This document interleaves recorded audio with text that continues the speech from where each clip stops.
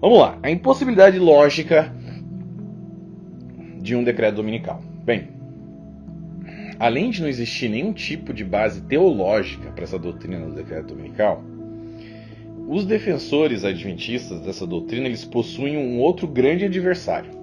Adivinha quem?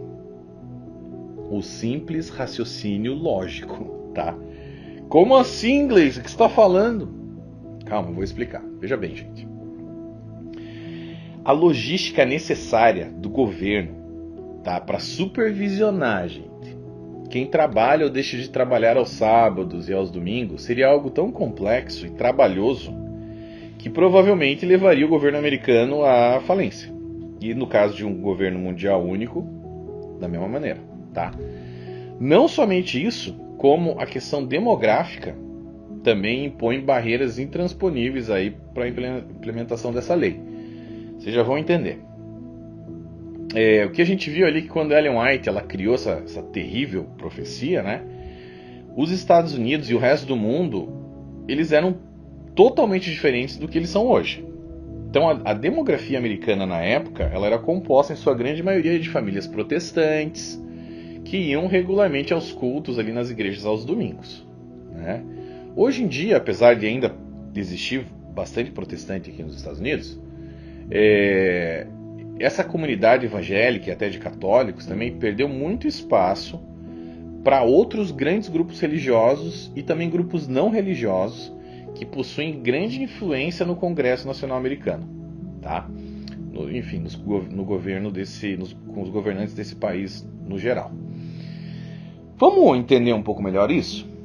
Vamos analisar aqui a questão demográfica primeiro, e depois a gente vai cair na questão lógica, racional mesmo, da impossibilidade desse decreto. Olha lá. Primeiro grupo que nunca aceitaria um decreto dominical. Primeiro grupo. Só esse aqui já... Tem vários, tá? Mas esse primeiro aqui já descarta completamente a possibilidade de um decreto dominical. Quem? Sim, eles, os muçulmanos, tá? Veja, quando eu era adventista, eu sempre me perguntava, me questionava, assim, por que Ellen White nunca incluiu os muçulmanos nas profecias dela? Como era possível que a mensageira do Senhor havia deixado de lado esse grupo religioso tão grande, tão poderoso, né, e assim, tão temido por todos, né, devido aos ataques terroristas, da ala mais radical deles, etc. Bem, o que acontece, gente? Ellen White, ela nunca poderia imaginar que o mundo islâmico se tornasse a potência que ela é hoje, que ele é hoje, tá? O que aconteceu, muito provavelmente, isso aconteceu por quê? Porque no início do século XX, enquanto Ellen White ela ainda estava viva e escrevendo bastante a respeito do decreto dominical, a população mundial islâmica não passava de 200 milhões de pessoas. Já no ano de 2015, esse número explodiu para 1,8 bilhões, totalizando quase 25% da população mundial. Hoje em dia passou de 2 bilhões já. Bom, nas suas divagações escatológicas, a senhora White chegou a colocar quem? O espiritismo, como um poder muito mais atuante no fim dos tempos, muito mais do que o islamismo, que ela nunca mencionou. Você não vai achar nunca ela falando do islamismo nos escritos dela. Ela acreditou que não teria nenhuma relevância. Vamos ver o que ela diz no livro Grande Conflito? Olha lá. Os protestantes dos Estados Unidos serão os primeiros a estender as mãos através do abismo para apanhar a mão do espiritismo. Estender-se-ão por sobre o abismo para dar mãos ao poder romano. E sob a influência desta tríplice união, este país seguirá as pegadas de Roma, desprezando os direitos da consciência. Bom, o que acontece, gente? Eu acredito que a obsessão de Ellen White com relação a Roma, né? Era sempre Roma, Roma papal, Roma imperial, Roma, o Papa, e também com relação ao espiritismo, por que ela batia tanto nessas duas teclas? Bom, sobre Roma a gente já falou extensivamente o porquê, mas o espiritismo é porque naquela época, que ela estava viva ainda, o espiritismo parecia apontar assim que ele iria ter um grande crescimento no futuro, né? Essa ideia dela, essa obsessão por essas duas religiões, acabou cegando ela, né, para o que viria ser hoje o maior movimento religioso deste século, disparado. O islamismo é o maior movimento religioso deste século. O crescimento deles foi absurdo. Do século passado também, tá? Bom, projeções demográficas, gente, indicam que em 2000, só para vocês terem uma ideia, em 2060 a população muçulmana vai alcançar quase 3 bilhões de pessoas, aumentando seu índice percentual para mais de 30% da população mundial.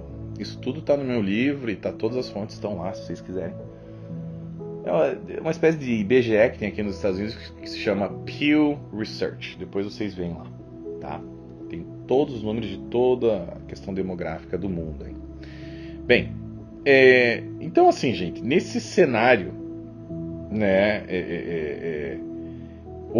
de hoje, e conhecendo a obstinação dos muçulmanos com relação à fé que eles têm e a fidelidade deles sobre todos os seus dogmas e costumes, alguém em sã consciência crê ser possível que toda essa população aí islâmica aceite pacificamente a imposição do domingo como dia de guarda ao invés do dia que eles têm lá, que é a sexta-feira? Quem, em sã consciência, vai acreditar num negócio desse? Veja bem, os muçulmanos, eles são, olha, eu diria que eles são, assim, na sua grande maioria, né? Eles são até bem mais fiéis à religião dele do que a maioria dos cristãos, tá? Todos os dias eles estão lá orando, se não me engano, 2 vezes por dia, virados pro lado lá que eles têm que virar, com o tapetinho, fazem oração, não importa onde eles estejam, tá? Eles têm a época ali que eles jejuam, que é o Ramadã, e os caras fazem mesmo, tá? Então, assim, claro que são só, né? Não sou especialista no islamismo, mas estou falando por cima.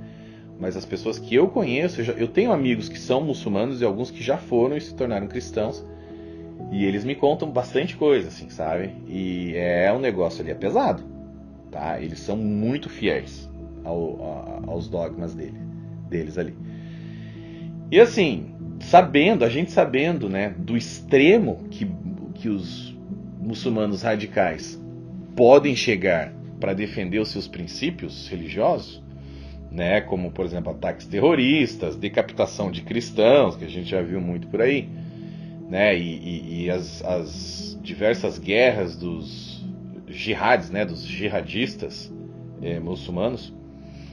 Em que cenário algum governo que pense na estabilidade mínima do seu país iria aceitar uma proposta de imposição da guarda do domingo sobre esse povo muçulmano? Me diga. Qual governante queria aceitar um negócio desse? Até mesmo, né, gente, porque não haveria, não somente não haveria nenhum tipo de vantagem do governo para impor um negócio desse, como também do ponto de vista teológico, como a gente já viu, isso não teria a menor importância para Deus. Nenhuma importância para Deus. Leia Romanos 14:5, por exemplo. Né? Como a gente já analisou aqui em detalhes até agora. Bem, então assim, só esses caras aí. Eu tenho um amigo adventista. Ele deve estar me assistindo, eu não vou falar o nome dele, porque a família toda dele é adventista. Mas ele já deixou de ir, tá? Tipo assim, ele já entendeu que isso aqui é uma loucura. E a coisa que, na verdade, ele entendeu quase que no mesmo tempo que eu, mas depois eu passei algumas coisas para ele que ajudou ele a acordar. Assim. Mas ele me disse que o ponto principal que fez ele acordar foi exatamente essa questão dos muçulmanos. Ele foi, se não me engano, para Dubai, ele foi para um lugar lá, um país árabe, e chegando lá ele viu como que esse povo agia. Ele falou, não, esse decreto dominical, o cara não vai sair nunca, isso é uma balela, não tem como esses caras aceitarem isso.